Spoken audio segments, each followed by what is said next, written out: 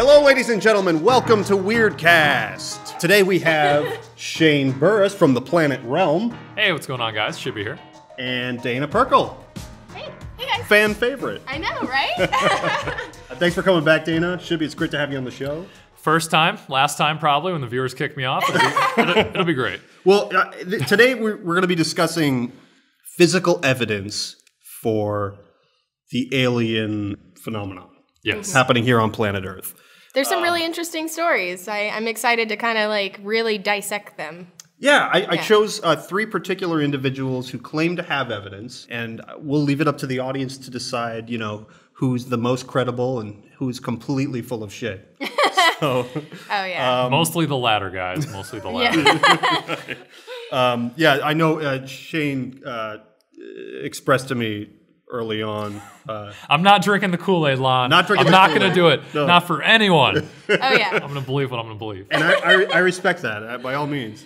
There's three names I wanted to talk about. I mean, at first, the alien phenomenon does have physical evidence in regards to radar readings. There are some very significant movements that have occurred that have been recorded that exhibit movements that contradict traditional Travel, stuff like that. aircraft. Yeah. So that is one form of physical evidence that Such does as exist. teleporting in front of a live studio audience. Right. Yeah, We'll get to that exactly. soon. It's great. It's great. You're gonna love this.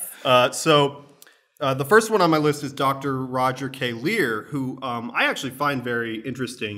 He's a very down-to-earth kind of guy. He doesn't strike me as someone who was trying to exploit the phenomenon. Right, Yeah. yeah, that's one thing I really liked. It Yeah. was he was not maliciously doing it to, get paid or whatever. As far as it was interesting to him, and it's kind of not that I know he stumbled upon it, but it seemed like it was just an opportunity that he saw, and it was curious to him, and he checked it out. Right. The crazy thing about him, for me, which makes me more interested in his story than anyone else's, is because he was actually a skeptic. Like, he didn't believe in it at first. Right. Until someone actually came to him, and they were like, look in my body at this thing that is in me and take it out and look at it. And that's when I was like, okay, this That's is right. weird. He was a podiatrist here in Southern Exactly. California, and he did a number of surgeries on people. I think 17 ultimately before his unfortunate death, which was last year, a little over a year ago. And he pulled out 17 items that have very peculiar properties. When he would pull them out, he said that he could not cut inside of it, which was really weird. Like a protective membrane. Yeah, like a covered them. protective They membrane need a over it. laser to be able to get through it.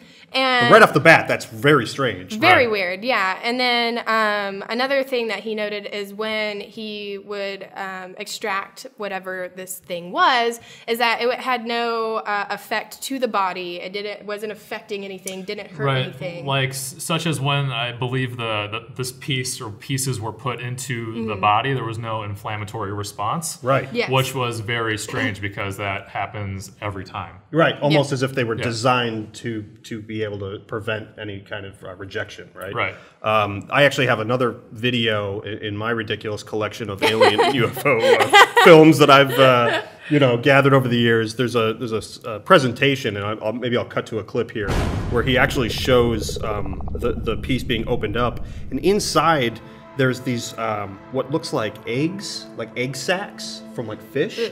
And then beyond that, there's oil that they pulled out from the insides of these things.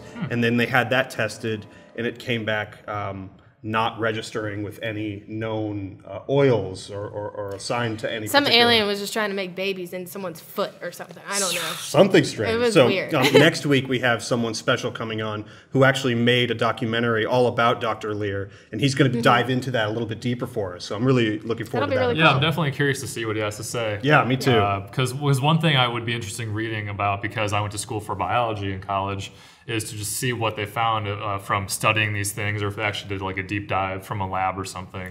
Well, Right. something What that would, exactly happened. something that would be interesting to me is for the director who did this documentary, just to learn like what Dr. Lear was actually like. Like, what did he sense that he may have been a little crazy, or was he like actually just a normal dude who like was just having these weird things appear to him, Right. So I'm just curious to get his perspective of who the doctor actually was. Yeah, exactly. And he seems like a really interesting character. Yeah, so he just some really of the does. shots that I've seen so far. So I'm excited about that. Next on the list, we have Dr. Jonathan Reed, who has made some pretty outrageous claims. Yes. He was out in the woods when he saw an alien. So yeah, out on a hike in Washington State, I believe. Right. He was with his dog. Was it Lucy or Luzzie or something like that? We'll call him Lucy. Lucy. I think it was a she, and they're just on a hike, doing their thing. And the dog runs off because it sees some kind of animal or figure or whatever. And then he saw the dog kind of wrestling or fighting some kind of small child-sized creature. It had kind of like a black cape, kind of like gray skin, something like that. And the dog was whimpering, and then this thing basically grabbed it from the snout and the mouth and just ripped it in half. And then, then the body, the rest of the body kind of burned up or something. And just... and then the story just gets weirder. And then it gets weirder from there because then he grabs a stick or something on the ground and then whacks this thing in the head. Right. Where it has, there's pictures that, he obviously faked somehow, whatever, where it's kind of bleeding out a little bit from the head and it was knocked out and he thought he killed it. Yeah. So his dog is, dead, gone, whatever. There's no evidence of the dog being photographed or anything. It's kind of weird. And I guess he was taking some shaky video. This was, I'm not sure the exact year, but it's just amazing that in these times, evidence, quote unquote, like this just would not fly because it's just so shitty quality. Right. It's like no one would believe you. Right. And it's interesting because like he got this attention for coming out with this video and then claimed that he put it in a freezer and then a little bit later he opened it up to check on it, and he jumped out and he ran out of the house. Right, so it's so dramatic. So then, he takes this creature and puts it in his freezer, and then he went to bed. Because just finding like an extraterrestrial life form, you feel sleepy, right? You might have made the most important discoveries in human history ever, and you just want to go to bed. Right. What a day! Whatever. So he puts it in the freezer, and then he kind of feels bad when he wakes up or whatever, and then he goes and investigates the wound and kind of puts the flesh back together, and over a couple days, the thing healed up and then escaped somehow, and then he didn't take any video evidence, and then mysterious black vans or something showed up and took all his stuff. And he claims he's being hunted, and he's there's assassins after him. Yeah, assassination attempts and guys. I'm literally looking at Evan over here, and Evan, it's literally what the fuck. No, and then he goes back to the location. So this was in 96 and 97. So those are the we're talking. Shibby brought his notes, guys. Yeah. Thank you, Shibby. I appreciate that. He goes back to the location where he finds a silver wait armband. Can we specify how long it's been till he goes back and checks it out, or is it in the same time? I'm not sure. I thought. From my understanding, maybe I'll have to rewatch the video, but he found it at the same point. And maybe he didn't reveal it right away, but then he decided him saying, he saw something off to the side where it was this shiny thing. And he said it looked like a Coke can or something. And then he picked it up and he's like, oh, this is an interesting, it has alien inscriptions on it. And then held on to it for a while. The initial video sent us, it was presented on a table in front of a bunch of people in some kind of container. And that commentary was he sent that item off to Japan or something to keep it safe. Right. From the man, because there's assassins after him.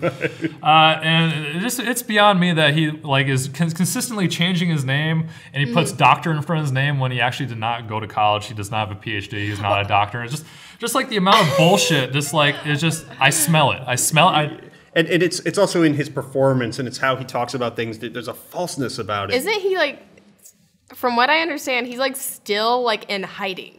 He's still hiding from people. Apparently. To this day, still hiding. Because I guess he was trying to keep his family safe, guys, from the assassins, the government. But he'll go on very popular sci-fi shows and all this because that's totally safe and normal and all that. Yeah. It's okay, dude. Are you Walter White would not fucking do that. And my favorite part is where he says, "Oh, I went on to a show in Canada." In front of a 200 audience studio. Wait, is this the teleportation? Yeah. Oh my god! Yeah. So he pulls the device out and he starts to describe it and how there's these needles on the inside. He puts it on. He's like, "Oh, there's pain at first." It's like a wristlet bracelet type thing. And he's behaving as if his whole body is altering, and he's feeling this thing come on, and then suddenly there's this glow that takes over the lens of the camera, and he's suddenly gone. And there's just silence, right? There's no sounds from the audience. There's no cutaways, by the way. There's just a shot of him on a television show. Yeah, it's and there's such bullshit. Only one camera in the studio, Right. There's no Right, and then he returns, and then there's like an applause from the audience, like yay! What the fuck? Like, how does somebody get to a point in their life where they feel this is what's going to elevate them as a person? It just really baffles me. Then again, like in the 90s and like 80s, wasn't like UFO like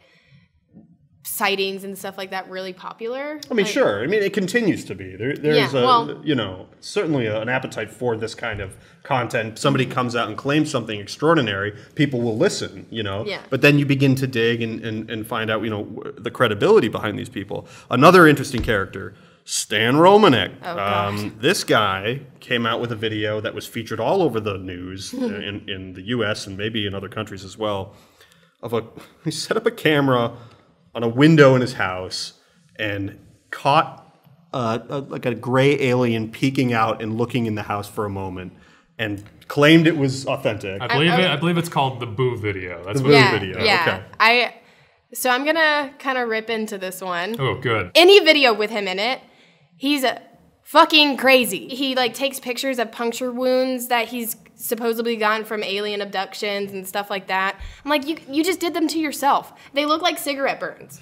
Like, no joke. Yeah. To me, out of all three of these guys, he's the most crazy. And for me, like, if you guys watch past episodes, I'm very optimistic about the fact that, there could be aliens. But Stan, I'm just like, no way. Stan creeps me out a little bit. He really creeps me out. Yeah, there's something not quite right about Stan, and you saw I shared that in a video with you where he purposefully throws stuff during an interview about he wants to make supernatural or paranormal things happen while he's being interviewed. It's like, come on, what are you, 10 years old? Yeah, and like a USB stick falls on his head from the ceiling, and, and he's like looking around like. See, what was that? See, because aliens. Come on, man. And what it does is it really discredits the actual very interesting phenomena that do happen. We talked about the Phoenix Lights is a very interesting one. The Rendlesham Forest incident is one out of UK we haven't really gone into yet on this show that I'd like to dive deeper into that one. O'Hare Airport 2006, people saw a craft above, and I know people personally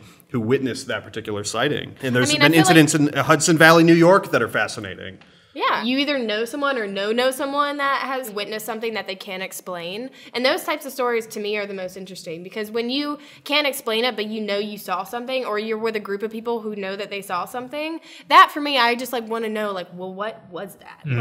That's weird. Shibby, do you have any personal experiences, or do you know anyone who's claimed to have experienced anything strange? So the weirdest thing that I've always felt is when I was younger, I'm talking like ages maybe between 8 and 12, when my family was thinking about getting a pool and building in the backyard. We'd go to this pool place it was indoors, and they just have a variety of spas and different pools, and they always had a pool in the corner that was a decent size whatever, but the water was artificially super dark blue, and I always felt like a weird energy from that just because what's down there? It could be anything. It's so deep and so dark and you don't know. And from that point on, from seeing that pool, I do not like getting in water it's super dark, or that something that is bigger than me could be in there. So just to be clear, you've always kind of had an aversion to going into bodies of water. Yeah, deep bodies of water that are dark and just mysterious. And if it's like a lake or something, that's fine. You go on a jet ski, you go on tubing or something. That's cool, a river.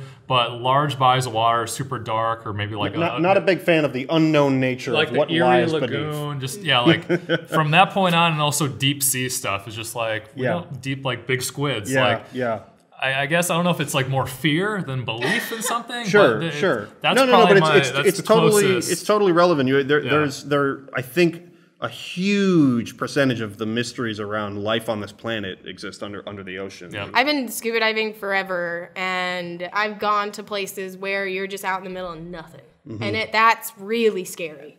People have done the I think sonar where they listen underwater at the deepest depths ever, and that they would hear these noises and echoes, and they were unexplainable because at that deep there shouldn't be anything. They were so extremely loud that it could be heard for miles, and stuff like that kind of freaks me out. Yeah, there is the topic of unidentified submerged object, exactly, USOs. Yeah. That's a whole other field that's really interesting. People claiming have seen crafts rise up out of the water and fly up into space. Exactly. The credible people have made these claims. The ocean's really very scary, guys. And it would be a good place to hide if you had the technology to visit the planet. Seems like a natural place to go and set up base, or whatever. Exactly. Totally, yeah. If the water and air and land is all the same to whatever craft you're operating, it's just like, fuck it. Yeah, good place to hide. Yeah. So, I mean, when it comes down to these people making these claims, it brings up a lot of questions about the psychology of these individuals. Yes. And you can say that everybody wants their 15 minutes of fame. That statement sometimes doesn't feel accurate to me. I feel like there's a lot of people who really don't want to be in the limelight, and sometimes these things will happen to individuals that will be brought out and the spotlight will be on them because something strange has happened to them, but they don't really want it. And those can be sometimes the more compelling cases. I used to work at General Motors in Detroit. Those guys didn't want to be on camera. Like they were not interested in 15 minutes of fame. I didn't know if you paused for me to like throw in a Detroit joke or something. By all means. No, continue. So I'm just saying that this whole notion that everybody wants to be famous, like, maybe it's a generational thing too. Yeah. Some of these older cats don't really strike me as like, this desire to like want to get these stories out there. And then at the same time, the ones that do get it out there will exploit it in certain ways, or they'll start to show up at these conferences or be paid to come out, and of course they'll write a book, and then they start to make money based on so that can sort of hurt the credibility of their claims. It feels like, well, why are you doing this? Like, what's the motivation? Right. I see it as a couple stages where someone will share it and document it just for the purposes of telling your story. Take that a bit further. Maybe you go on your local news stations, kind of talk about what happened because they heard about it through the grapevine. They want to just interview you because that's what they do. And then you have these idiots,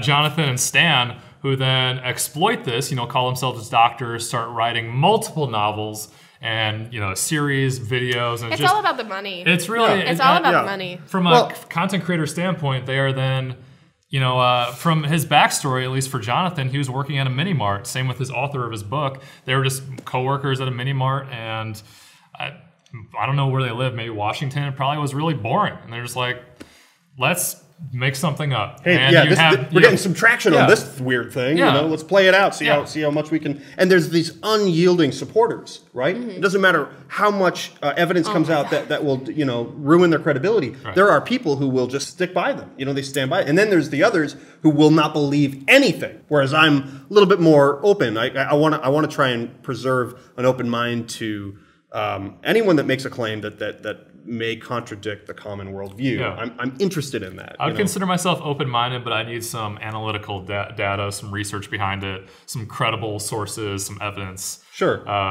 And I feel like these guys have went out of their way to just falsify and just the hoax and just... Oh, yeah. It's really, behind monetizing their hoax, either out of boredom or just like their life sucks. They go home to their wife and their kids and they're miserable and just like...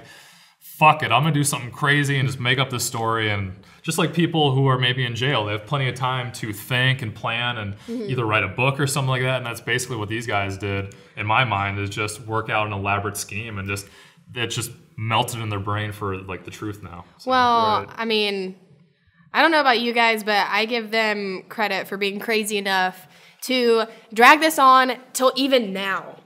I mean, like they still... with the assassins after them. Yeah, they still say new stories will surface. 100%. Right? But it's almost like a drug, right? They'll come up with some new thing so that they can get attention again. Like I feel like that wristband piece was his effort to kind of like, remember me? Yeah. I've got alien technology and it's in Japan and they're gonna get me. Like don't forget about that. I'm relevant to this particular field. And it just hurts the credibility of the whole, whole UFO phenomenon. Yeah, like these people definitely, just go look up their stories. You will understand that it's crazy, but there are really credible sources, like we talked about on other episodes, where actually it's like, you never know. Like that could be true. Yeah. I mean, why not? Yeah, so, we're curious to know for the audience at home if you guys have any stories that are incredible, or if you've heard friends share things with you that are completely out of this world. We'd love for you to share those in the comments, and so we can dissect this further. Because I feel like talking about it is where we can make progress on kind of getting to the bottom of this weird issue. That next week we're going to have Jeremy Corbell on, who is a staunch believer. He is convinced that we are being engaged by extraterrestrials, maybe even more than one species. I'm really looking forward to talking to Jeremy about these things. So join us next time, guys. Thanks so much for checking out our Weirdcast. Where can people find you online, buddy? They can just swing by my Twitter. It's Shibby2142. You guys can check me out on Twitter or follow me. It's just at J4Jade. You'll put it somewhere. Yeah, it'll be under your head. Yeah, guys, thanks for watching and keep it weird, as always. I'm Lon Strickland, and thanks for joining us on Weirdcast. We'll see you next week.